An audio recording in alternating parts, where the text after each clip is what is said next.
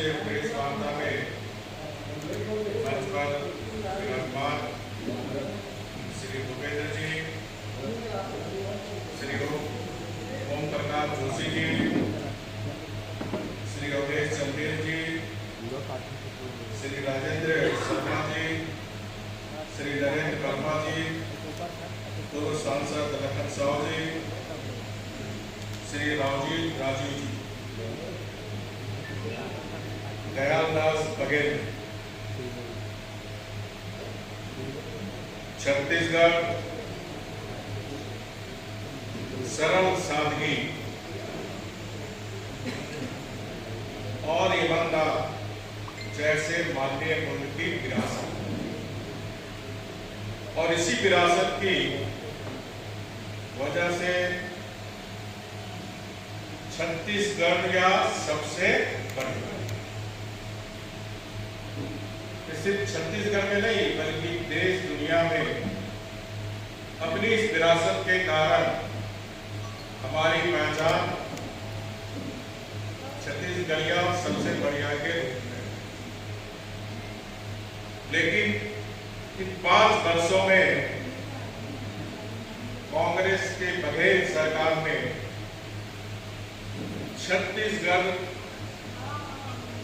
छत्तीसगढ़िया और सबसे बढ़िया को कलंकित करने का काम इस सरकार ने किया। मेरे पूर्वज भी छत्तीसगढ़ से और रोजी कमाने खाने के लिए झारखंड में जमशेदपुर जैसे टाटा स्टील में हम लोग थे। टाटा स्टील में मैं 10 साल तक मजदूरी की और मजदूरी करने के साथ साथ भारतीय जनता पार्टी के प्रति समर्पित कार्यकर्ता रहते हुए पार्टी ने झारखंड जैसे राज्य का 2 बार प्रदेश अध्यक्ष, राज्य का 5 साल तक मुख्यमंत्री का दायित्व हमने संभाला और आज राष्ट्रीय उपाध्यक्ष एक मूल छत्तीसगढ़ ओरिजिन जीन को पार्टी ने इतना महत्व दिया। यही छत्तीसगढ़िया में सबसे, लेकिन आज इन 5 वर्षों में छत्तीसगढ़ को माफिया, सिंडिकेट और बिचौलियों का राज ये बघेल सरकार ने बनाया। आज छत्तीसगढ़ में आज माफिया, सिंडिकेट, बिचौलिया इतने शक्तिशाली है कि राज्य का नीति निर्धारण करने का काम भी सिंडिकेट और बिचौलिया है। और परिणाम स्वरूप पूरा छत्तीसगढ़ नहीं पूरा देश ने देखा कि किस तरह इस सिंडिकेट में जो ठेका पट्टा राज्य के द्वारा मिला जाता, जो योग्यता के आधार पर नहीं कमीशन के आधार पर यहाँ ठेका पट्टा मिला, चाहे वो शराब का ठेका हो या अन्य ठेका हो। और परिणाम स्वरूप आज इस शराब के घोटाले में आज 2000 से ज्यादा करोड़ रुपए का शराब घोटाला आज सरकार के बड़े अधिकारी आज जेल। इसी तरह जो हमारी छत्तीसगढ़ में जो प्राकृतिक संसाधन कोयला,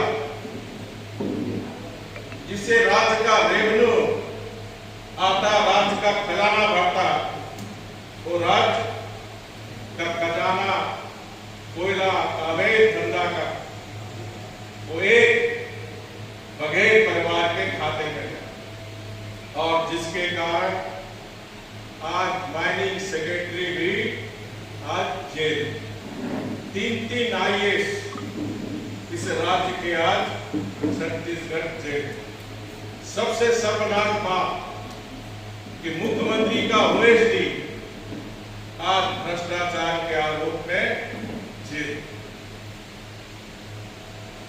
तो ऐसी भ्रष्टाचारी कमीशन खोर सरकार, बघेल सरकार तो छत्तीसगढ़ की जनता ने मन बना लिया है परिवर्तन।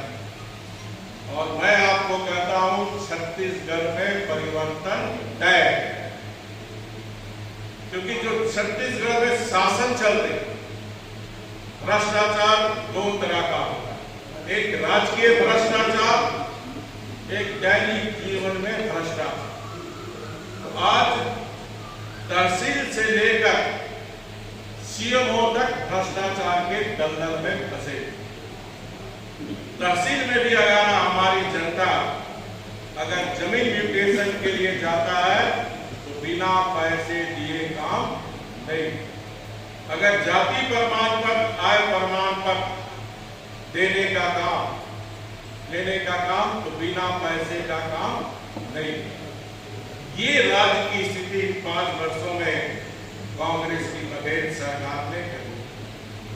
और आज छत्तीसगढ़ में बघेल बैंक है और बैंक में पैसा आम जनता जमा नहीं करती। उस बैंक में जमा ये जो सिंडिकेट, कोयला के सिंडिकेट, शराब के सिंडिकेट, ये कमीशन खोरी का पैसा उस बघेल के बैंक में जमा। और बैंक का 50% कमीशन दिल्ली के कांग्रेस मुख्यालय में पहुंचा। ये छत्तीसगढ़ को ये कांग्रेस पार्टी बघेल बैंक के माध्यम से छत्तीसगढ़ की जनता का खून चूसकर कांग्रेस दरबार में पहुंचाने का काम। वैसी छत्तीसगढ़ की भावनाओं के साथ खेलने वाली सरकार को छत्तीसगढ़ की जनता इस बार सबक सिखाए। दूसरा, इन्होंने बड़े बड़े वादे और नारे के साथ सरकार बनाई। छत्तीसगढ़ की जनता ने जनादेश दिया। उन्होंने वादे किए थे कि छत्तीसगढ़ में पूर्ण शराबबंदी। 5 साल होने जा रही सरकार को। आज छत्तीसगढ़ की जनता जानना चाहती कि आपने जो वादा किया कि हम छत्तीसगढ़ में पूर्ण शराब लागू करेंगे, उस वादे का क्या? शराब तो बंदी नहीं की, बल्कि शराब में घोटाला करने का काम। यानी ये वादे इनके जनता को बरगलाने का जुमला। इसी तरह इन्होंने जो हमारी राज्य में स्वयं सहायता समूह ग्रुप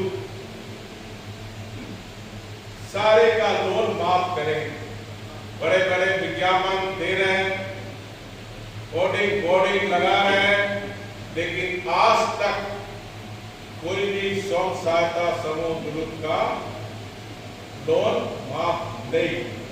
ये जो होर्डिंग विज्ञापन के माध्यम से, तो विज्ञापन में छत्तीसगढ़ की गरीब जनता का पैसा, उस होर्डिंग विज्ञापन के माध्यम से बघेल सरकार सिर्फ अपनी चेहरा चमकाने में लगे, लेकिन वास्तविकता जमीन पर छत्तीसगढ़ की जनता जान रही है कि जितने इन्होंने जुमले 2018 विधानसभा चुनाव में किए थे, एक भी जुमले जमीन पर नहीं।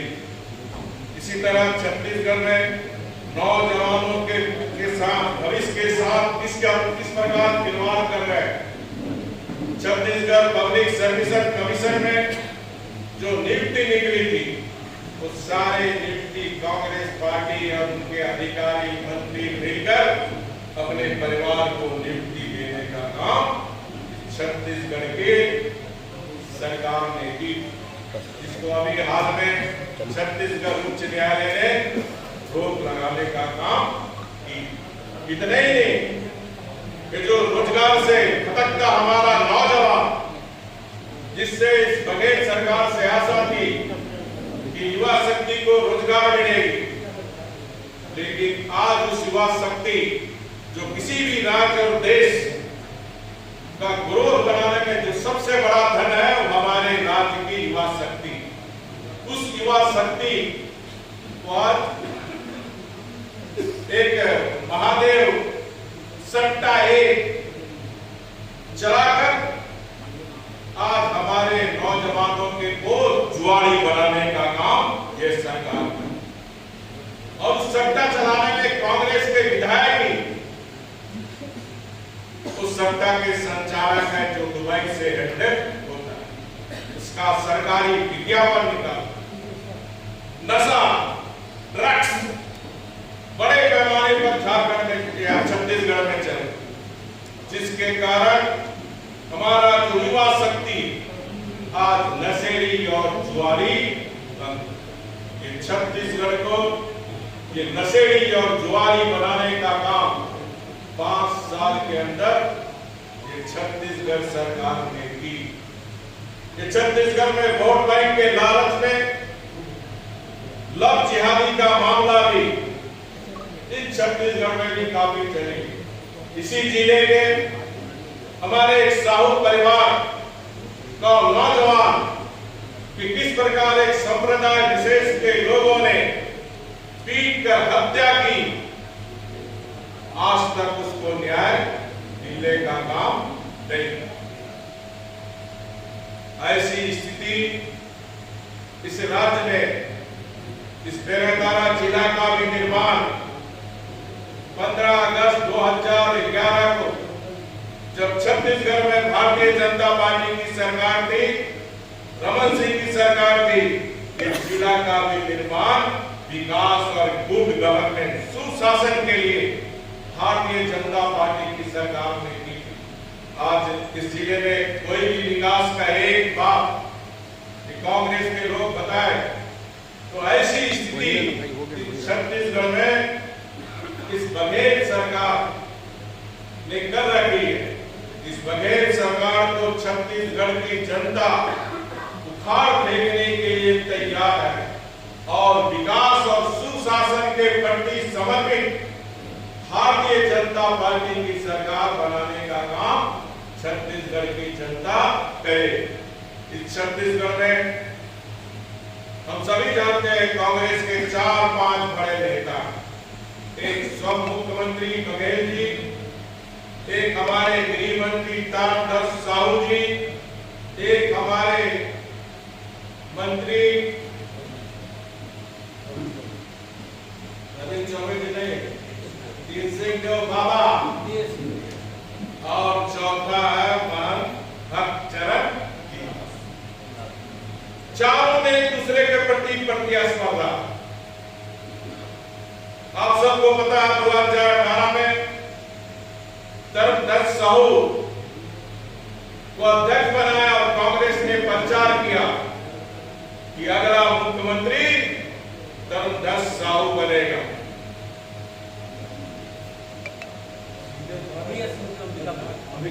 अंबिका पर प्रचार कैसे ठगा छत्तीसगढ़ की जनता। अंबिकापुर में प्रचार किया कि वहां सिंहदेव बाबा मुख्यमंत्री बने, और कांग्रेस पार्टी ने साहू समाज के साथ विश्वासघात किया।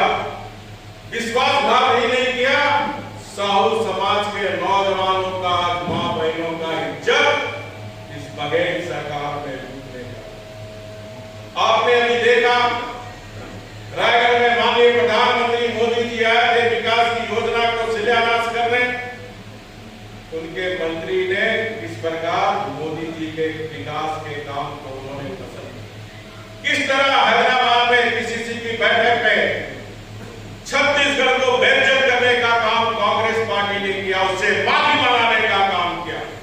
छत्तीसगढ़ भारतीय जनता पार्टी और यहाँ के कार्यकर्ता निंदा करती है और किसी को अधिकार नहीं है छत्तीसगढ़ को बेइज्जत करने का काम ये कांग्रेस पार्टी ने।